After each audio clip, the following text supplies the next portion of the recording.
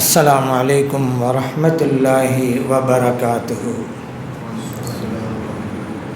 الحمد لله رب العالمين والصلاة والسلام على سيدنا محمد وعلى آله وصحبه أجمعين وما توفيقي إلا بالله لا حول ولا قوة إلا بالله العلي العظيم سبحانك لا علم لنا إلا ما علمتنا إنك أنت العليم الحكيم. கண்ணியத்துக்குரிய பெரியோர்களே, அன்பார்ந்த சகோதரர்களே, ஒரு மனிதன் மறு உலகில் வெற்றி பெற வேண்டுமானால் அவனுடைய உள்ளத்தை தூய்மைப்படுத்த வேண்டும். தூய்மைப்படுத்துதல் இரண்டு வகை: உடலை தூய்மைப்படுத்துவது, உள்ளத்தை தூய்மைப்படுத்துவது. உடலுக்கு ஏதாவது ஒரு நோய் வந்துவிட்டால் அதை அகற்ற வேண்டும் என்று நாம் மிகவும் ஆர்வத்தோடு இருக்கிறோம். அதற்குண்டான முயற்சிகளை நாம் மேற்கொள்கிறோம். ஆனால் இந்த முயற்சி நம்முடைய உள்ளத்திற்கு நோய் வருகின்ற போது இருப்பதே இல்லை. உள்ளத்திற்கு நோய் உண்டா என்கின்ற சிந்தனையே நமக்கு இல்லை. நாம் சாதாரணமாக இருந்து கொண்டிருக்கிறோம். அப்படி இருப்பது தவறானது. உள்ளத்திற்கும் நோய் உண்டா என்று நீங்கள் கேட்கலாம். உண்டு. ஒரு மனிதனுடைய உள்ளத்தில் சந்தேக உணர்வு இருக்கிறது, காழ்ப்புணர்ச்சி இருக்கிறது, விரோதம் இருக்கிறது, குரோதம் இருக்கிறது, பகைமை உணர்வு இருக்கிறது, கள்ளம் இருக்கிறது, கபடம் இருக்கிறது. இதுவெல்லாம் உள்ள நோய்கள். இந்த உள்ள நோய்களை அகற்றி உள்ளத்தை தூய்மைப்படுத்த வேண்டும். அதனால தான் இறைவன் சொன்னான், இல்லாமன் அத்தல்லாஹ பி கல்பின் சலீம். சலாமத்தான கல்போடு இறைவனிடம் ஒருவன் வர வேண்டும் என்று இறைவன் சொல்லித் தருகிறான். சலாமத்தான கல்பு என்றால் மாசற்ற உள்ளத்தோடு வர வேண்டும். அவனுடைய உள்ளத்திலே எந்த கள்ளமும் கபடமும் இல்லாத அற்புதமான தூய உள்ளத்தோடு இறைவனிடம் வர வேண்டும். அப்பொழுதுதான் அவன் வெற்றி பெற முடியும் என்று இறைவன் குர்ஆனிலே சொல்லி காட்டுகிறான். அதே போல இன்னொரு இடத்திலே இறைவன் சொன்னான், கத் அஃப்லஹ மன் ஸக்காஹா. யார் உள்ளத்தை தூய்மைப்படுத்துகிறாரோ அவர் வெற்றி கண்டார். வகத் ஹாப மன் தஸ்ஸாஹா. யார் உள்ளத்தை மாசுபடுத்தினாரோ அழுக்குப்படுத்தினாரோ அவர் தோல்வி கண்டார் என்று இறைவன் சொல்லித் தருகிறான். இதை இறைவன் சொல்வதற்கு 11 சத்தியங்களை செய்தான்.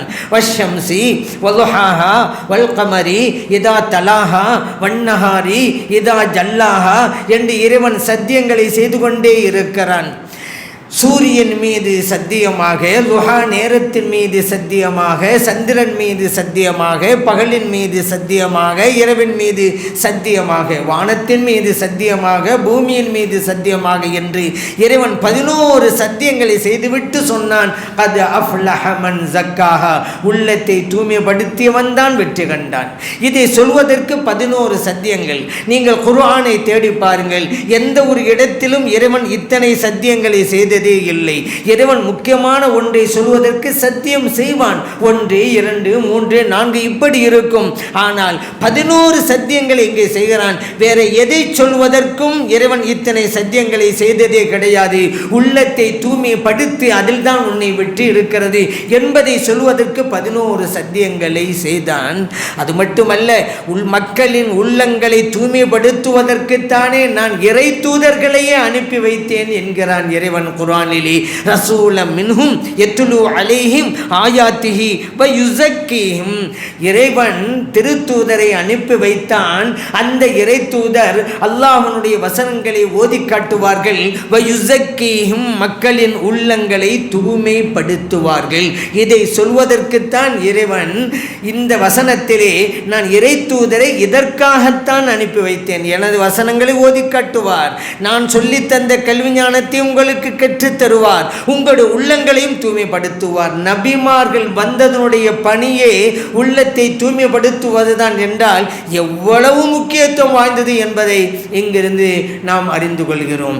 அதே போல உள்ளத்தை தூய்மைப்படுத்துவது இது நம் கையில் இருக்கிறதா? நம் கையில் இருக்கிறது. இறைவனுடைய அருளால் தான் இதை நிறைவேற்ற முடியும். நம்முடைய கையில் இருக்கிறது என்றால் முயற்சி நம்முடையது. இதை செய்ய வேண்டியது இறைவன் தான். எந்த காரியமும் அப்படித்தானே. நாம் உழைப்போம், செல்வத்தை தருவது இறைவனுடைய கையிலே. மருந்தை சாப்பிடுவோம், அதற்குண்டான ஷிபாவை தருவது இறைவனுடைய கையிலே. நாம் சாப்பிடுவோம், பசியை அகற்றுவது இறைவனுடைய கையிலே. நாம் தண்ணீரை அருந்துவோம், தாகத்தை போக்குவது இறைவனுடைய கையிலே. அப்படித்தான் உள்ளத்தை தூய்மைப்படுத்த வேண்டும் என்று முயற்சி செய்வோம். ஆனால் தூய்மைப்படுத்துவது என்பது இறைவனுடைய கையில் தான் இருக்கிறது. ஆகவே இறைவனிடம் நாம் கேட்டுக்கொண்டே இருக்க வேண்டும். செல்வத்தை கேட்கிறோம் அல்லவா, குழந்தை செல்வத்தை கேட்கிறோம் அல்லவா, உடல் ஆரோக்கியத்தை கேட்கிறோம் அல்லவா, அதுபோன்றுதான் இறைவா எனது உள்ளத்தையும் தூய்மைப்படுத்துவாயாக என்று கேட்க வேண்டும். நபி ஸல்லல்லாஹு அலைஹி வஸல்லம் கூட ஒரு துஆவை சொல்லி கட்டுறாங்கல்ல, முஸ்லிமிலே பதிவு செய்யப்பட்ட ஹதீஸ், அல்லாஹும்ம ஆத்தி நஃப்ஸி தக்வாஹா, இறைவனை எனது உள்ளத்திற்கு இறையை சேர்த்தை தருவாக, வஸக்கிஹா எனது உள்ளத்தை நீ தூய்மைப்படுத்துவாக. பிரார்த்தனையை கற்றுத் தருகிறார்கள் கண்மணி நாயகம் ஸல்லல்லாஹு அலைஹி வஸல்லம் அவர்கள். காரணம் என்ன? இறைவன் தான் இதை செய்ய வேண்டும். வலவுலா ஃபதுலுல்லாஹி அலைக்கும் வரஹ்மத்துஹு மா ஸக்கா மின்கும் மின் அஹதின் அபதன் வலாக்கின்னல்லாஹ யுஸக்கி மன் யஷா. இறைவனுடைய ஃபதுல் அருள் உங்களுக்கு வேண்டும், அவனுடைய அருட்கொடை உங்களுக்கு வேண்டும். அப்படி இருந்தால்தான் உங்களுடைய உள்ளம் தூய்மை பெறும். அந்த உள்ளத்தை தூய்மைப்படுத்துவது கூட இறைவன் தான், எல்லோருக்கும் அல்ல, தான் நாடியவர்களுக்கு என்கிறான் இறைவன். வலாக்கின்னல்லாஹ யுஸக்கி மன் யஷா, யாருக்கு நாடுகிறானோ அவர்களுடைய உள்ளங்களை இறைவன் தூய்மைப்படுத்துவான். இறைவனுடைய கையில் இருக்கிறது. நமது கடமை இறைவனிடம் கேட்பதுதான். கேட்டால் நிச்சயம் அவன் நமக்கு வழங்குவான் என்பதிலே இருவேறு கருத்துக்கே இடம் கிடையாது. உள்ளத்தை தூய்மைப்படுத்துவது நாம் உடலுக்கு காட்டுகிற ஆர்வத்தை விடவும் உள்ளத்திற்கு காட்ட வேண்டும். அப்படி இல்லையானால் மெய்நிலை கண்ட ஞானி முஹையத்தீன் அப்துல் காதிர் ஜெயிலானி ரலியல்லாஹு அன்ஹு சொல்றாங்க, வீடு ஓட்டையாக இருக்கிறது, ஆனால் அவன் கதவை அலங்காரம் செய்து கொண்டிருக்கிறான் என்கிறார்கள். வீட்டிலே ஓட்டை அடைப்பதற்கு அவன் முயற்சி செய்ய வேண்டும். இல்லையானால் அடிக்கிற வெயில் உள்ளே வரும், மழை பெய்தால் உள்ளே ஒழுகும். ஆனால் இதை பற்றி கவலை இல்லை, அவன் கதவுக்கு பெயிண்ட் அடிச்சுக்கிட்டு உட்கார்ந்துட்டு இருக்கிறான் என்று அவங்க சொல்றாங்க. அப்படின்னா என்ன அர்த்தம்? அவனுடைய உள்ளத்தில் ஆயிரம் ஓட்டைகள் உண்டு, மோசமான குணங்கள் உண்டு, நோய்கள் உண்டு. அதை பற்றி கவலைப்படாம தனது உடலை பற்றி மட்டும் அவன் கவலைப்பட்டுக்கிட்டு இருக்கிறானே என்கின்ற ஆதங்கத்திலே கௌசுல் ஆலம் ரலியல்லாஹு அன்ஹு அவங்க சொன்னாங்க. சரி, உள்ளத்தை தூய்மைப்படுத்துவதே கட்டாயம் என்றாகிவிட்டது. ஆனால் அது சாதாரண ஒன்றா? உள்ளத்தை அவ்வளோ சீக்கிரத்தில் கட்டுப்படுத்த முடியுமாங்க? முடியாதுங்க. அதனால தான் ஒரு அறிஞர் சொன்னார், கடலை கடந்து விடலாம், நெருப்பிலே நடந்து விடலாம், தண்ணீரிலே மிதந்தும் விடலாம், ஆகாயத்திலே பறந்தும் விடலாம், ஆனால் மனதென்னும் குரங்கை அடக்க முடியவில்லையே என்கிறார். தாவிக்கிட்டே இருக்குங்க இந்த உள்ளம். அதனால தானே அதுக்கு பேர் கல்புண்டே பேர் வச்சாங்க. கல்பு என்ற அரபியில் நம்ம சொல்கிறோம் அல்லவா, தமிழில் பொருளுதுன்ற அர்த்தம். புரண்டுக்கிட்டே இருக்கும், ஒன்று அங்கே தாவும் இங்கே தாவும். நீங்கள் குரங்க பார்த்துருப்பீங்கல்ல, அந்த மாதிரி தாங்க இந்த உள்ளம். அது அடக்கவே முடியவில்லை என்கிறார். உண்மையும் அதுதான். அவ்வளோ சீக்கிரம் அடைக்க விட முடியாது, சிரமப்பட வேண்டும். அதனால தான் மைநிலை கண்ட ஞானிகள் எல்லாம் அவர்கள் தனித்திருந்து கல்வத்து இருந்தார்கள், வணக்க வழிபாட்டிலே அவர்கள் ஈடுபட்டிருந்தார்கள், நோன்பு நோட்டார்கள், தொழுதார்கள். இப்படியெல்லாம் செய்து தங்களுடைய நஃப்ஸை அடக்கி பக்குவப்படுத்தி கொண்டார்கள். கௌசுல் ஆலம் ரலியல்லாஹு அன்ஹு அவர்கள் கூட கருகுங்கிற கானகத்திற்கு போனாங்க. பல்லாண்டு காலங்கள் அங்கே இருந்தாங்க, தனித்திருந்தாங்க, பசித்திருந்தாங்க, விழித்திருந்தாங்க, பல நாட்கள் உணவு உண்ணாமலேயே இருந்தாங்க. அங்கு கிடைக்கிற இலைகளையும் தலைகளையும் உண்டு கொண்டு வணக்க வழிபாட்டிலே ஈடுபட்டார்கள். அதனால் உயர் பதவி அடைந்தார்கள். தமிழில் கூட சொல்லுவாங்கல்ல, பசித்திருத்தல், தனித்திருத்தல், விழித்திருத்தல், இந்த 3 குணங்கள் ஒருவனிடம் இருந்தால் அவன் பதவியை பெறுவான் என்பதை அந்த வார்த்தைகளின் முதல் எழுத்துக்களை கூட்டினாலே நமக்கு கிடைக்கிறது என்று சொல்லுவாங்க. பசித்திருத்தல் அந்த வார்த்தையின் முதல் எழுத்து பா, தனித்திருத்தல் அந்த வார்த்தையின் முதல் எழுத்து தா, விழித்திருத்தல் அந்த வார்த்தையின் முதல் எழுத்து வி, 3ஐயும் கூட்டுங்க பதவிண்டு வரும். இந்த 3 குணங்கள் ஒரு மனிதன் இருந்தால், பசித்திருப்பது, தனித்திருப்பது, விழித்திருப்பது, அவன் பதவியை அடைவான். கௌசுல் ஆலம் ரலியல்லாஹு அன்ஹு அவர்கள் கணுகுங்கிற கானகத்திலே அப்படித்தான் இருந்தார்கள். பல நாட்கள் சாப்பிடாம இருந்தாங்க. இறை நேசர்கள் சாப்பாட்டுக்கும் முக்கியத்துவம் கொடுக்க மாட்டாங்க. ஆனால் நம்முடைய நிலை என்ன? சாப்பாட்டுக்கு தான் முக்கியத்துவம் கொடுக்கணும். ஏன் சம்பாதிக்கிறதே அதுக்கு தானே என்று தத்துவம் வேற பேசிக்கொள்ளும். நாம் வாழ்வதற்காக நமக்காக சாப்பாடு தேவையை தவிர சாப்பாட்டிற்காக நாம் வாழ்ந்து கொண்டிருக்கக்கூடாது என்பதை நினைவில் வைக்கணும். அந்த இறைநேசர்களுக்கு நமக்கு மத்தியில் இருக்கிற வேறுபாடு என்ன தெரியுமா?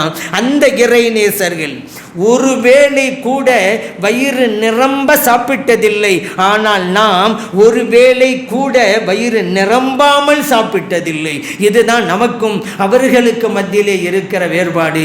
அந்த உள்ளத்தை தூய்மைப்படுத்துவது அவசியம் என்று சொன்னதற்கு இன்னொரு காரணம் இஹ்லாஸ், உள்ள தூய்மை என்பது கிடைக்கும்.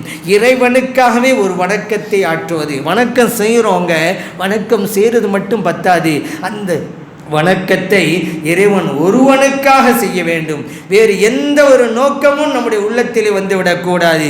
அதற்கு பெயர்தான் இஹ்லாஸ். வேறு நோக்கமே வந்துவிடக்கூடாது. அதுதான் பாயிண்ட்டு. அல்லாஹ்க்காக செய்கிறேன், இன்னொரு நோக்கமும் இருக்குதுன்றாலும் இஹ்லாஸுங்கிற எண்ணம் அங்கே தப்பி போய்விடும். ஒரு ஆள் பள்ளிக்கு நடந்து வர்றாரு, தொழுகைக்காக வரும்போது இறைவனுக்காக அல்லாஹ்வுடைய இல்லத்திற்கு நான் செல்கிறேன், அது மட்டும்தான் நோக்கமாக இருக்கணும். கூடவே என்ன நினைக்கிறாரு, நடந்தால் எக்ஸசைஸ் தானே, டாக்டர்கள்லாம் நடைப்பயிற்சியெல்லாம் வேண்டும்னு சொல்கிறாங்க தானே, நடந்தால் நல்லது என்பதையும் கூட அவர் நினைச்சிட்டான்னு வச்சுக்கிறங்க. இஹ்லாஸ் அவரிடமிருந்து அகன்று விட்டது. நோன்பு வைக்கிறார், இறைவன் சொன்னான் என்பதற்காக வைக்க வேண்டும். அது இல்லாமல் பட்டினி கிடப்பது பல நோய்களுக்கு மருந்துன்று டாக்டர் சொல்லியிருக்கிறார்ல என்பதையும் சேர்த்துக்கிட்டு நாம் நோன்பு வச்சோன்னு வச்சுக்கிறோங்க. இஹ்லாஸ் என்பது அங்கிருந்து அகன்று விட்டது. ஆனால் இவருக்கு அது கிடைக்கலாம். இவர் நோன்பு வைத்தால் பல நோய்களுக்கு மருந்து அது அமையலாம், அது வேறு விஷயம். ஆனால் அதுவே நோக்கமாக இவருக்கு இருக்கக்கூடாது. நடைப்பயிற்சியிலே நல்லது இருக்கிறது உண்மைதான், ஆனால் அதுவும் எனக்கு ஒரு நோக்கம் என்று வந்துவிடக்கூடாது. குர்ஆனையே ஒருவர் எழுதுகிறார், நல்ல காரியம், இறைவனுடைய வேதத்தை எழுதுகிறேன், அதோடு நிற்கணும், அப்போதான் இஹ்லாஸ். நான் இப்படி எழுதுவதன் மூலமாக நான் எழுத்து பயிற்சியையும் எடுத்துக்கொள்கிறேன் அல்லவா, அரபி எழுத்தை அழகாக எழுதுகிற ஒரு முறையும் நான் கற்றுக்கொள்கிறேன் அல்லவா, நினைச்சாலும் வச்சுக்கிறேங்க. போச்சு அங்கே இஹ்லாஸ் என்றால் இறைவன் ஒருவன் தான் அங்கே நிற்க வேண்டும். அதற்கு பெயர் தான் இஹ்லாஸ். அந்த இஹ்லாஸ் என்றால் இறைவனுக்காக, இறைவனின் பொருத்தத்திற்காக, இறைவனுடைய தரிசனத்திற்காக, இறைவனுடைய திருமுகத்திற்காக அப்படி இருக்கணும். ஆனால் இன்றைக்கி நிறைய பேர் வணக்கம் செய்கிறாங்க, ஒரு 2 காரணத்துக்காக செய்கிறாங்க. ஒன்று என்ன, 4 பேர் நம்மளை பாராட்டணும், அதுக்காக வேண்டி. இவர் தான் இப்போ வாரி வழங்கும் பாரி வள்ளல் அப்படிங்கிறதுக்காக வேண்டியே காசு அள்ளி அள்ளி கொடுப்பாங்க. அதே போல் இறையில்ல கொடை வள்ளலாம், பள்ளியாசலுக்கே கொடுத்துட்டு இருக்காங்களாம். இறையில்ல கொடை வள்ளன்னு ஒரு பட்டமா, இந்த பட்டத்துக்காண்டி கொடுக்குறீல. ஆனால் மக்கள் கொடுத்தாங்க, இவருக்கு நோக்கம் இல்லைன்னா அது ஒரு விஷயம். ஆனால் இப்படியெல்லாம் மக்கள் சொல்கிறாங்க, நம்ம பள்ளிக்கு கொடுக்க வேண்டியதாண்டு நினைச்சாலும் வச்சுக்கிறோங்க. இஹ்லாஸ் அங்கே இல்லாமல் போய்விடும்.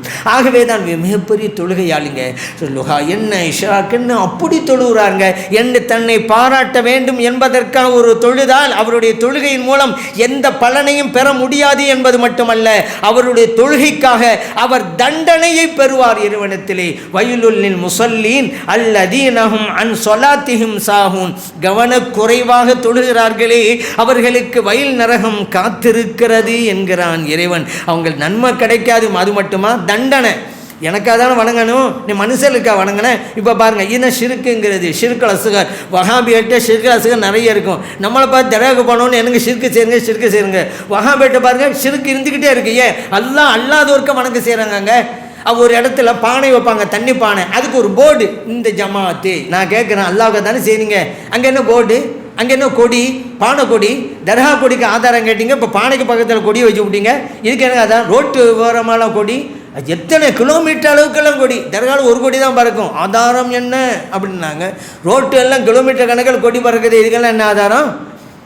ரோட்டில் கொடி பறந்தால் என்ன தௌஹீதாது? என்னங்க இது?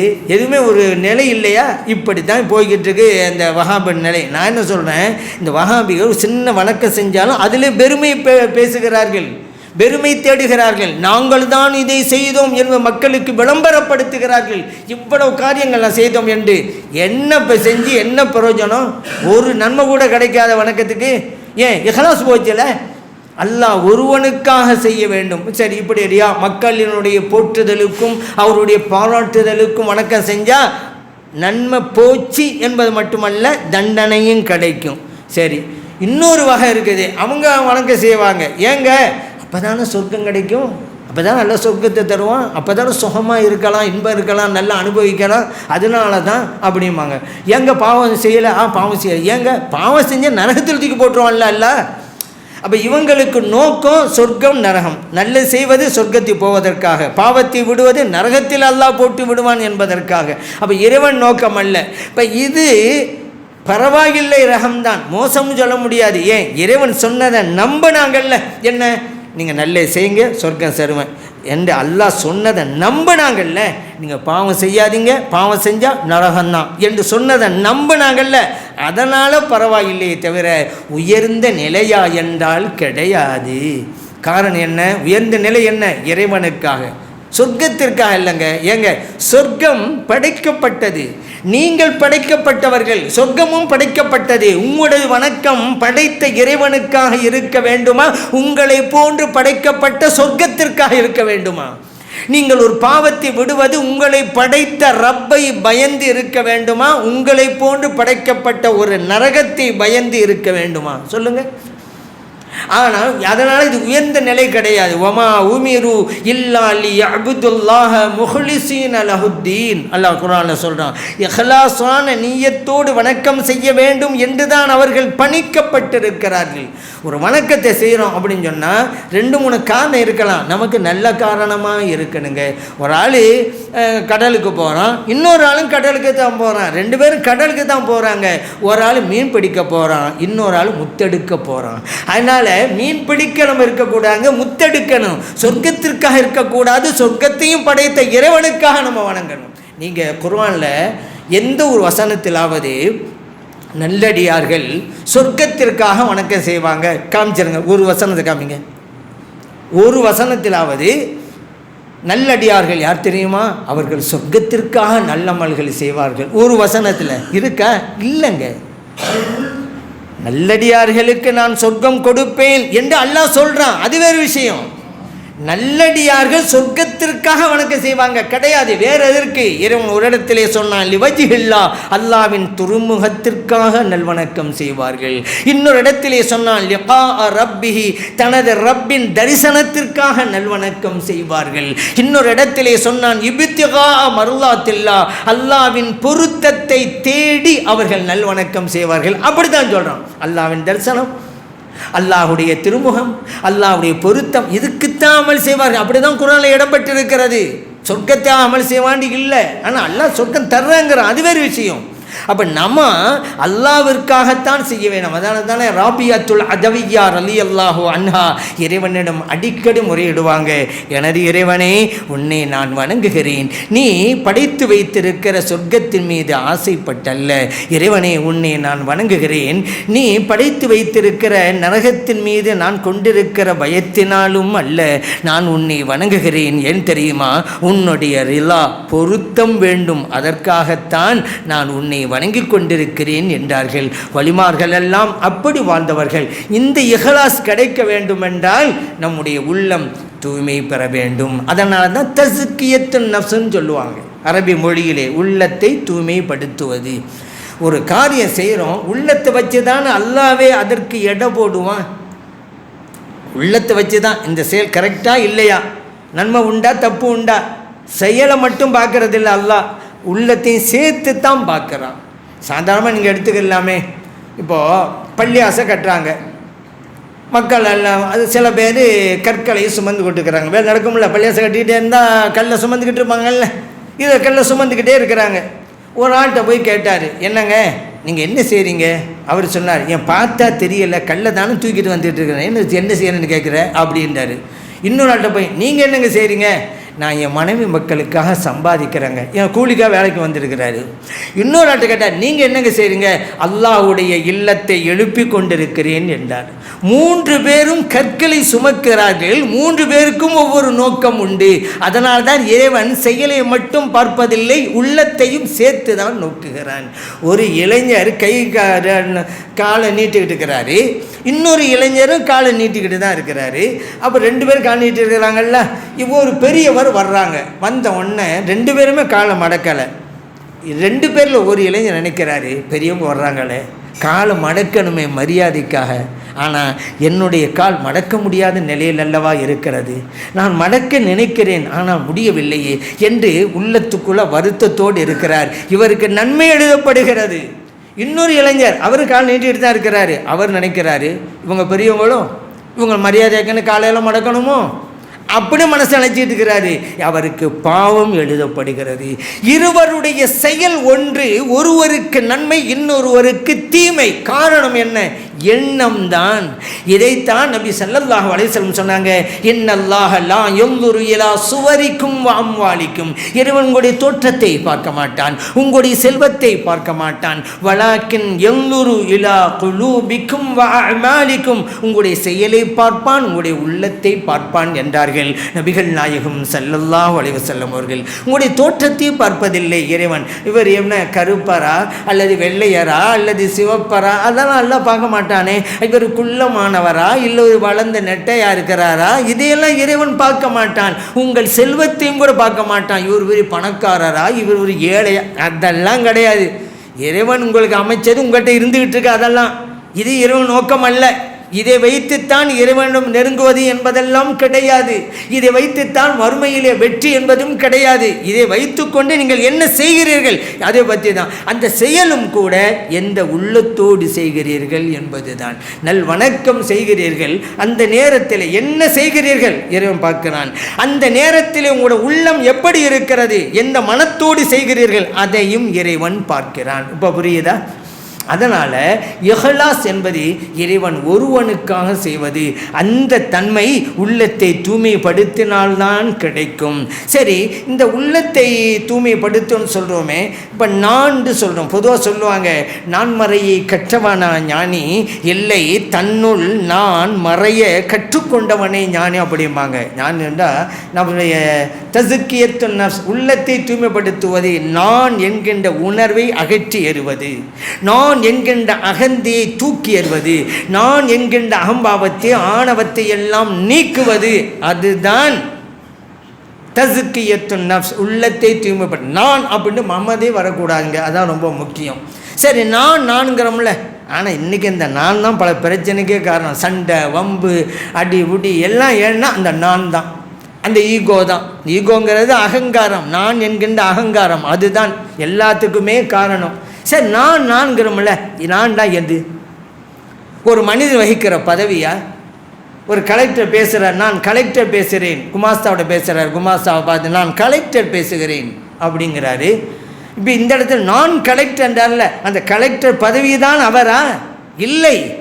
ஏன்? நாளைக்கு அந்த பதவி போயிருங்க, ரிட்டையர்ட் ஆகிட்டாக்க அவர் கலெக்டர் இல்லையே, அவர் டிஸ்மிஸ் செய்யப்பட்டுட்டாரும் கலெக்டர் இல்லையே. இப்போ பதவி அவரல்ல, தெரிஞ்சு போச்சு. சரி, உடல் தான் அவரா? நான்கிறோம்ல, அப்படி சொல்லலாம். இப்போ புரிஞ்சுக்க நான் யாருண்டு தன்னை காமிப்பாக, உடலை காமிப்பாக. அவள் உடல் தான் அவரா?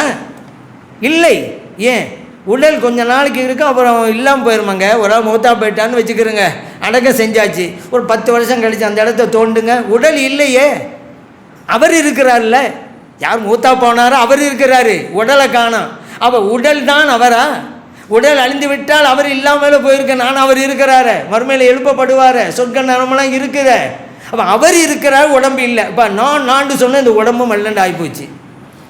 நிறைய பேர் இந்த உடம்பை தான் நான் சொல்லிக்கிட்டு தெரியுறாங்க நிறைய பேர். ஏங்க, ஒரு ஆள் மூத்தா போயிட்டார் கூட அவர் பேரே கிடையாதுங்க. ஒரு ஆள் மூத்தா போயிட்டார், என்ன சொல்லுவாங்க? மையத்தை எப்போ எடுக்கிறாங்க கேட்பாங்க. மையத்தை எடுத்தாச்சா அப்படி தான் கேட்பாங்க. அப்துல் காதர் பாயை எடுத்தாட்டா, அப்துல் காதர் பாயை கொண்டு போயிட்டாங்களா, அப்துல் காதர் பாயை எப்போ எடுக்க போகிறாங்க எல்லாம் கேட்பாங்களே. அப்துல் காதர் பாய்ங்க வார்த்தை கிடையாது, மையத்தை எப்போ எடுக்க போகிறாங்க, அவ்வளோதான். மையத்தை எடுத்தாச்சா. உங்கள் பெற்றோர்கள் சூட்டிய பெயர் ஒன்று அப்துல் காதர். உங்களுடைய உடம்பிலிருந்து உயிர் பிரிந்தவுடன் மக்கள் உங்களுக்கு சூட்டுகின்ற பெயர் மையத், பிணம். இவ்வளவுதான். நீங்கள் நான்கிறீங்க. உயிர் பிரிஞ்ச உடனே மக்கள்லாம் உங்களை மையத்தில் பேசுகிறாங்க, பெற்றோர்கள் சூட்டிய பேர் காணாமல். இப்போ இதில் என்ன வழங்குது? இந்த உடல் நீங்கள் அல்ல. உண்மையும் அதுதான். இப்போ ஒன்றும் ஆனால் ஒரு மோத்தா பண்ணான்னு வச்சுக்கிறேங்க. எங்கள் காட்டில் மோத்தா போயிட்டார். எப்படி? புலி அவரை அடித்து சாப்பிட்டுருச்சு. அவர் உடம்புல எதுவுமே கிடையாது, மோத்தா போயிட்டார். புலி உடம்பும் இல்லை. இப்போ அவர் இருக்கிறாரா இல்லையா? மறுமையில் எழுப்பப்படுவாரா இல்லையா? ஏன் உடம்பு தான் இல்லையே, புலி சாப்பிட்டுருச்சே. கடலில் ஒரு நாள் பயணம் போனார், கீழே விழுந்துட்டார் கடலில். மீன் அந்த உடலையெல்லாம் கொத்தி கொத்தி சாப்பிட்டு முடிஞ்சு போச்சு. இப்போ உடம்பே இல்லை. அவர் இருக்கிறாரா இல்லையா? இருக்கிறார்ல. அப்போ உடம்பு போய் நான் நீங்கள் கிடையாது. அப்போனா என்ன? அப்போ நான் சொல்கிறதெல்லாம் என்ன? ரூஹ தாங்க. நம்முடைய உடம்பிலே ஓடிக்கொண்டிருக்கிறதல்லவா ரூஹு, அது தாங்க நான். அதுக்கு அழிவே கிடையாது. அதே போல் குழந்தை பருவம், வாலிப பருவம், முதுமை பருவம் அது கிடையாது. இந்த உடலுக்கு அது உண்டு. குழந்தையாக இருந்தது, இப்போது வாலிபம் அடைந்து விட்டது, பிறகு முதுமை அடைந்து விட்டது. உடம்புக்கு தான். ரூஹு இப்போது குழந்தை, கொஞ்ச நாள் கழித்து இளமை, இன்னும் கொஞ்ச நாள் கழித்து முதுமை, அதெல்லாம் கிடையாது. ரூஹு தான். அதுக்கு அழிவெல்லாம் கிடையாது. அந்த ரூஹை சுமப்பதற்கு வாகனம் தேவை. ஒவ்வொரு இடத்துல எல்லாம் ஒரு வாகனத்தை கொடுக்குறான். இந்த உயிரை சுமப்பதற்கு இங்கே நமக்கு வழங்கப்பட்ட வாகனம் இந்த உடல், அவ்வளவுதான். இதற்கு முன்பு நம் தந்தையின் முதுகந்தண்டிலே இருந்தோம். நம் தந்தை முதுகந்தண்டு நம்முடைய வாகனம். பிறகு தாயின் கருவறைக்குள்ளே வந்தோம், நம்முடைய வாகனம் தாயின் கருவறை. பிறகு வெளியே வந்தோம், இந்த உடல். கபருக்குள்ளே போனோன்னு இந்த உடம்பு இருக்காது, கொஞ்ச நாளைக்கு வந்து அழிஞ்சு போயிடும். அல்லாஹ் வேற ஒரு உடம்பை தருவான். ஏன் கபரு நெருக்கும் தான் சொல்கிறோம்ல. 10 வருஷம் பேர் உடம்பு இல்லை, நெருக்கதெல்லாம் நின்று போயிடும். அப்படியா? அதுக்கு வேற பாவியாக இருந்தாக்கா அவனுக்கு தண்டனை உண்டா இல்லையா? கபரு வேதனை உண்டா இல்லையா? உடம்புடி இருந்தால் தானே வேதனை. இதுதான் அழிஞ்சு போச்ச. 10 வருஷம் பேரும் ஒன்றும் காணாமல். அப்போ இறைவன் வேறு உடலை கொடுத்து விடுகிறான். மஹ்ஷரிலே எழுப்பப்படும் போது வேறு வாகனம். வட்டி வாங்கவனுடைய வயிறு நல்லா புடைச்சிருக்கும். இந்த உடம்பெல்லாம் அங்கே வருஷத்தில் எழுப்பப்படும் போது அம்மா பாவம் செஞ்ச தகுந்தவாறு அவன் உடல் அமைப்பு இருக்கும். விபச்சாரம் செஞ்சவன் அதற்கு தகுந்தவாறு, வட்டி வாங்கி சாப்பிட்டவன் அதுக்கு தகுந்தவாறு, மது அருந்தியவன் அவனுக்கு தகுந்தவாறு உடல் அமைப்பு அங்கே இருக்கும். அப்போ அங்கே உயிரை சுமப்பதற்கு வேறு வாகனம். சொர்க்கத்துக்கு போயிட்டா அங்கே வேறு வாகனம். ஏன்? சொர்க்கத்தில் உள்ள உடல் வந்து 33 வயசு. சொர்க்கத்து வாசிகள்லாம் இருப்பாங்கள்ல, எல்லாருக்கும் 33, எல்லாம் இளைஞர்களாக இருப்பாங்க. வாகனம் வேறு. இங்கே எல்லாத்துலையும் இருந்தது ரூஹு தான். இப்போ நான் சொன்னதெல்லாம் அந்த ரூஹத்தாங்க. அதே நேரத்தில் இந்த உடலுக்கும் சொல்லலாம், நான் சொல்லலாம் உடலுக்கும். ஏன்? அந்த உயிரை இது சுமந்து கொண்டிருப்பதால் இந்த உடலுக்கும் நான் என்று சொல்லலாம், சுமக்கிறதுனால. பொதுவாக நடைமுறையிலையும் ஒரு பொருளை சுமந்த அந்த பேர் வந்துடும் அல்லவா. ஒரு ஆள் புடவை விற்றுக்கிட்டே போனால், புடவேண்டாம், தெருவில் இருக்கிற அம்மா கூப்பிடுச்சு, புடவை இங்கே வாண்டிச்சு வந்துட்டான். அவன் பேர் புடவையா? இல்லை. புடவையை சுமந்ததால் புடவைங்கிற பேர் அந்த நேரத்தில் அவனுக்கு. அதனால தான் புடவை வாண்டவன்னு வர்றான். ஒரு சின்ன பையன் வடைன்னு கூவிக்கிட்டே போனான். ஒரு ஆள் கூப்பிட்டாரு, வடை எங்கே வாண்டாரு, வந்துட்டான். அவன் பேர் வடையா? இல்லை. ஆனால் வடையை சுமந்ததால் அந்த பெயர் அவனுக்கு வந்து விட்டது. ஏதாவது பரவாயில்லைங்க. ஒரு பெண்மணி தெருவில் விளக்குமாறுன்னு சொல்லி கூவித்துக்கிட்டே போணுச்சு. ஒரு அம்மா கூப்பிட்டாங்க, விளக்குமாறு இங்கே வாண்டிச்சு, வந்துட்டாங்க. அந்த பொம்பளை பேர் விளக்குமாறா? விளக்குமாறை சுமப்பதால் அந்த பெயர். இதே சாதாட்டத்தில் போய் அந்த பொம்பளை பார்த்து விளக்குமான்னு சொல்லி பார்க்கலாம், என்ன நடக்கும் சொல்ல முடியுமா? ஒரு பொருளை சுமக்கின்ற போது அந்த பெயர் வருகிறது. அப்போ இந்த உடலுக்கும் நான் சொல்கிறோம். காரணம் அந்த ரூஹை இது சுமப்பதால், அவ்வளவுதான். ஆக அந்த நான் என்று சொல்கிறோம் அல்லவா, அந்த ரூஹை தூய்மைப்படுத்த வேண்டும். எப்படி உடலை தூய்மைப்படுத்துறதில் கவனம் செலுத்துகிறோமோ, நம்முடைய ரூஹை நாம் தூய்மைப்படுத்த வேண்டும். பசின்னு வந்துட்டால் நம்ம எதாவது சாப்பிட்டு பசி அடக்கிறோமோ உடலுக்கு, நம்முடைய ரூஹுக்கும் பசி உண்டு. நிறைய இபாதத்துகள் செய்து ரூஹின் பசியை அகற்ற வேண்டும். அத்தகைய நல்ல வாக்கியத்தை எல்லாம் அல்ல இறைவன் நமது அனைவருக்கும் தந்தல்வானாக. ஆமீன். அல்ஹம்துலில்லாஹி ரப்பில் ஆலமீன்.